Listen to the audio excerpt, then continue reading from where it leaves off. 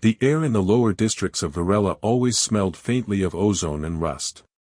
Electric mist rolled through the alleyways, hissing against the metallic walls that trapped the poor and the forgotten. Elian moved carefully through it, his work gloves sparking faintly as he pushed open the iron doors of the shelter. Inside, the hum of energy fields filled the silence. Rows of containment chambers stretched into darkness, some cracked, others flickering with failing blue light. Behind the glass, dragons of every color and size lay motionless, their eyes dim, their wings folded like broken instruments. He had been working here for 3 years, long enough to stop asking why dragons were treated like this. They were once symbols of power, creatures of myth, reborn through science. Now they were property. Manufactured in labs, sold to nobles, discarded when they grew too large or too proud. The shelter was only a waiting room before disposal. As he checked the feeding drones, one of the chambers drew his attention. The glass was fogged from within, and the sensors flickered erratically. He wiped a circle clear and saw her. Small for her kind, silver-scaled with faint cracks running down her wings. Her breathing was shallow. A metal collar blinked weakly around her neck, a control chip, standard issue for lab dragons. The tag on her cell read Unit 7 Delta. The staff had nicknamed her Ghost. When he entered her code into the console, a notice appeared in cold letters. Termination scheduled, 24 hours. Reason, unresponsive to behavioral correction. Elian froze. Something about her stillness unsettled him. She wasn't sick, she was surrendering. He crouched beside the glass, ignoring the static shocks from the failing containment field. "Hey," he whispered, his voice barely audible under the buzz of power lines. Her eyelids fluttered once. That was enough. By the end of his shift, the others had gone home, leaving the shelter to the low drone of the generators. He stood before her chamber, heart racing. Logic screamed that he should leave it alone. Adoption was illegal without a license. But reason had long since lost its place in this city. He keyed in an override sequence he'd memorized months ago, a relic from his technician training. The glass slid open with a hiss. Cold air spilled out, and the dragon lifted her head weakly, a faint pulse of light running through the fractures of her scales. She didn't resist when he draped his jacket over her slender frame. Her skin was warm, pulsing faintly like bioluminescent metal.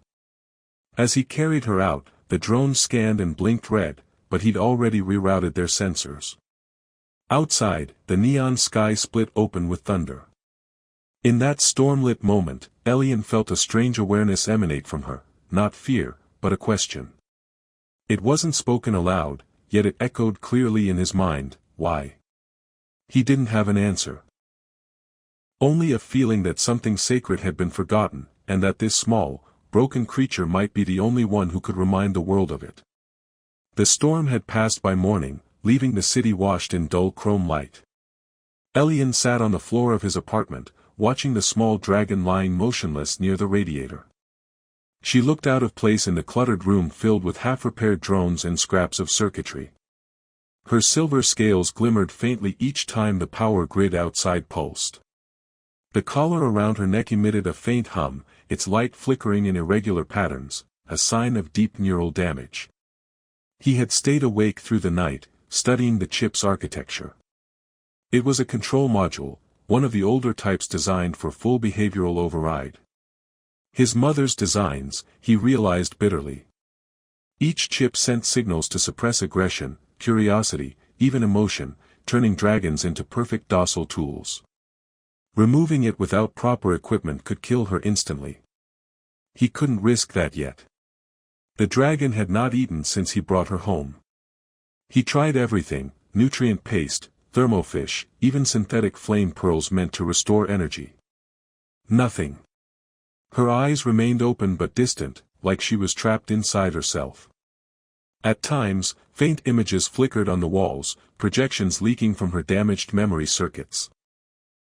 He saw flashes of vast metallic chambers, humans in white suits, and the silhouettes of other dragons falling through blinding light. Each flicker carried a faint cry, soundless, but heavy with pain. He decided to name her Sora. The word meant, sky, in an old tongue, a name no machine had assigned. Sora, he said softly as he adjusted her thermal field. Her tail twitched slightly, the first movement since she arrived. He smiled for the first time in days. You're safe now, he whispered. The words felt fragile, as if he were speaking to a dream. Days blurred into nights. The city outside roared with engines and air traffic while his small apartment became a sanctuary of quiet light. He spent hours repairing her wings with polymer gel, sealing each crack with patient precision. Each time his tools touched her skin, the scales emitted a faint harmonic tone, like the echo of forgotten music. He recorded it once, discovering it matched the frequencies used in ancient communication protocols between early humans and dragons, back when they were equals, not property. One night, as he drifted to sleep beside her, he felt a soft warmth against his hand. Her claws brushed his palm. When he looked, her eyes were open, twin pools of pale blue light, faint but alive. She didn't speak, but her thoughts rippled through his neural link, like a whisper crossing static, not human. Not weapon. Lost. He sat frozen, breath catching in his throat. She was communicating without words, bridging a gap no one believed possible. He responded the only way he knew how, by placing his hand on her head, careful and reverent. You're home, he said. Her gaze lingered on him a moment longer, and the faint hum of the collar softened, its red glow fading to white. Somewhere deep inside the dragon's neural core, circuits once bound by obedience began to rewrite themselves. And for the first time, the air in the apartment felt alive, charged with something ancient, something forgotten, the rebirth of trust between two broken species. 3 weeks had passed since Sora opened her eyes, and the rhythm of life inside Elian's apartment had changed.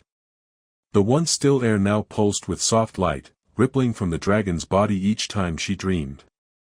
Her recovery was uneven, moments of eerie silence broken by sudden surges of energy that shook the walls and made nearby drones flicker.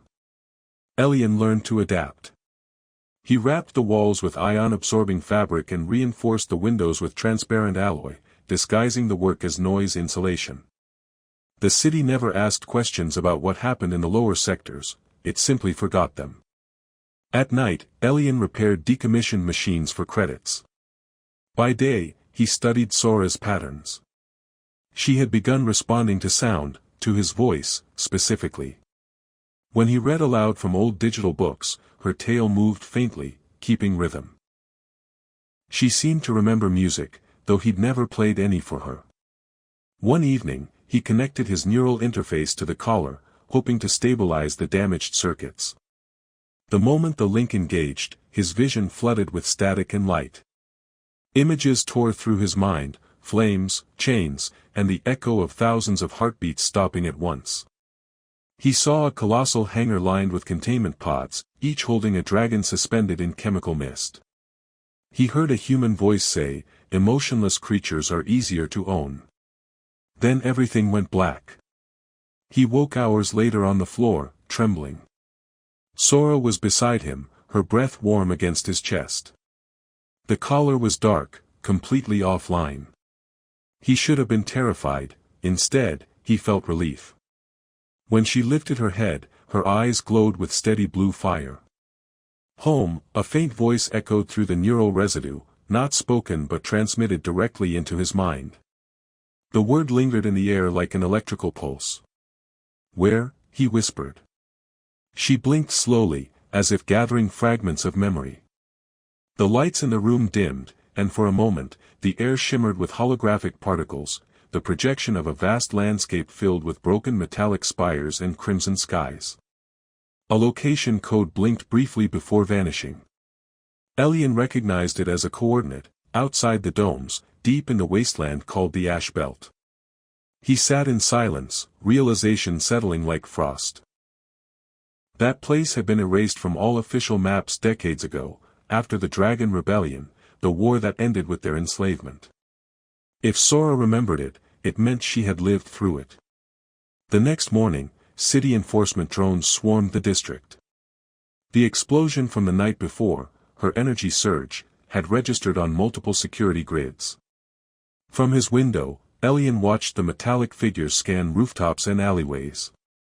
They were looking for her. He packed supplies, his hands shaking. "We're leaving," he said. Sora tilted her head, wings fluttering faintly. As he opened the door to the stormlit street, the faint pulse of her heart synchronized with his own through the neural bond.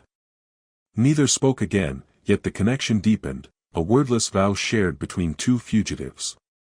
Somewhere beyond the city's electric haze lay the truth of what she once was, and what he was destined to become. The wastelands began where the light of Varela ended. Beyond the city's protective dome, the air grew thin and tinged with iron. Fragments of old satellites littered the horizon like fallen stars. Elian guided the hovercraft through the storm field, its aging engines humming beneath the static-charged clouds. Sora lay curled beside him in the cargo hold, her scales dim but alive, each shimmer reflecting the last traces of civilization behind them.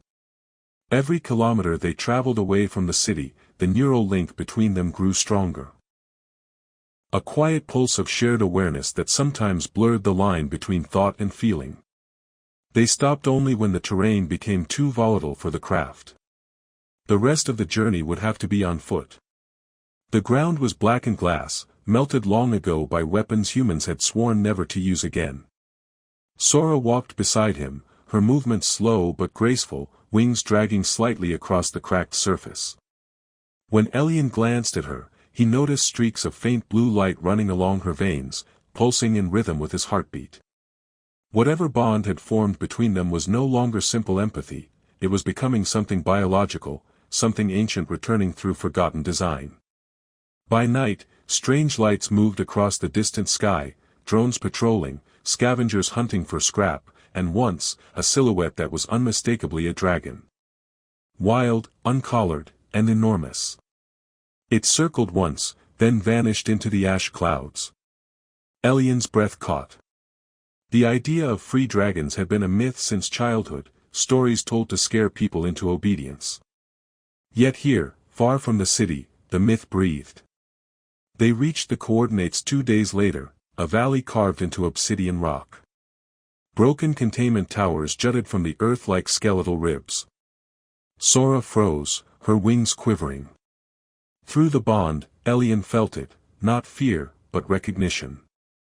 The ruins were not a battlefield. They were a birthplace.